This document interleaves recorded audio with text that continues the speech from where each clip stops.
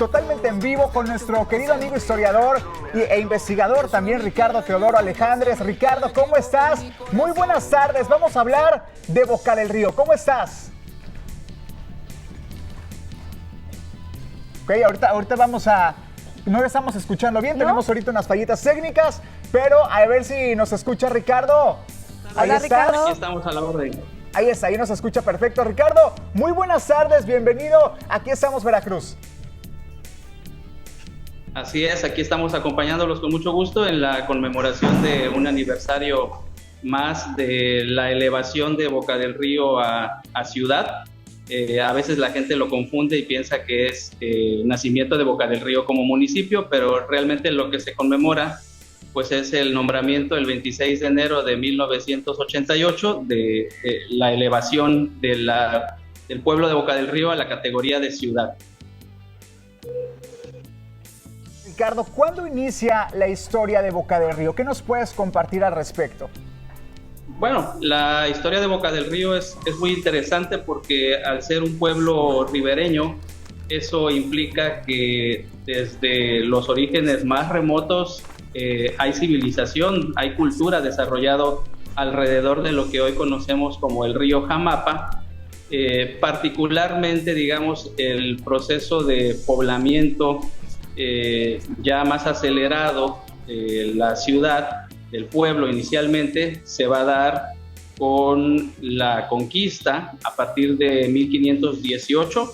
Hay un primer acercamiento en lo que los españoles denominaron como el río Banderas, porque la población que habitaba en esos márgenes, al ver las embarcaciones, salieron a recibirlos y portaban una especie de estandartes, o lo que los españoles, los castellanos entendieron como estandartes. Entonces, este fue como un primer punto de contacto con los pueblos de lo que hoy es la costa de Veracruz. Como todos sabemos, a final de cuentas, esta expedición terminó anclando en San Juan de Ulúa, que es donde se da el primer punto ya de contacto.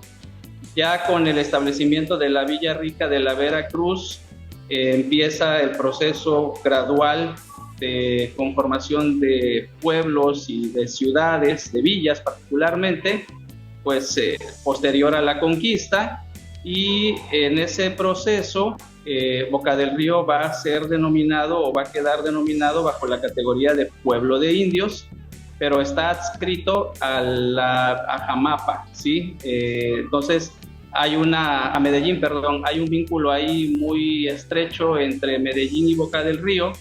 De hecho, lo que hoy conocemos como el río Jamapa, durante muchos siglos se denominó río Medellín, y finalmente a mediados del siglo XVIII, el pueblo de Boca del Río le solicita a la corona española separarse del pueblo de Medellín y tener su propia denominación, desarrollar su propia autonomía, digamos, que se va a establecer en donde hoy se ubica, por ejemplo, la zona de lo que hoy conocemos como el centro de Boca del Río.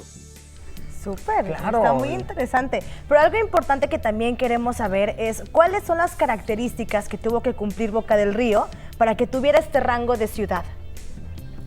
Bueno, el rango de ciudad, hay que decirlo, llegó tarde, Boca del Río, desde finales del siglo XIX, ya era un núcleo de población relativamente importante.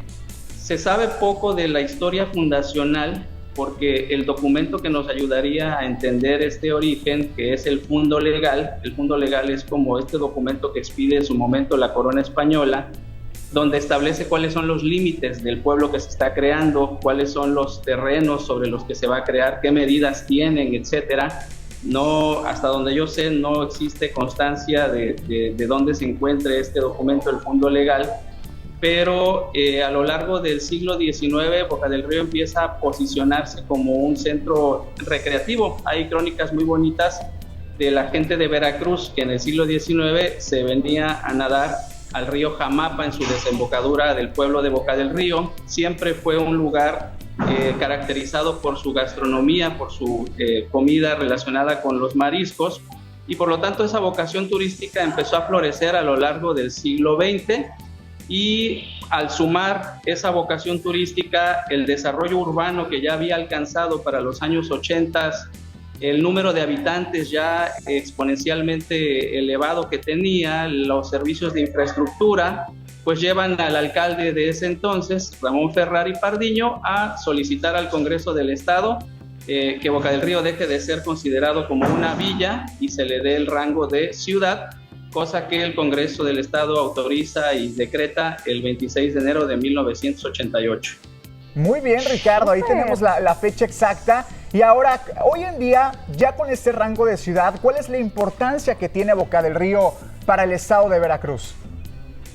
Bueno, pues el propio eslogan que maneja el gobierno municipal de Boca del Río, lo mejor de Veracruz, creo que nos permite dar una idea de lo que ha logrado Boca del Río en estas más de 3 décadas de existencia, que es precisamente ser un polo de atracción turística, un polo de negocios, es un centro de negocios Boca del Río, es un centro comercial también, ¿sí? Aquí es donde se concentra buena parte de la inversión que se genera en la zona y pues básicamente es un municipio con un futuro prometedor, hay que decirlo.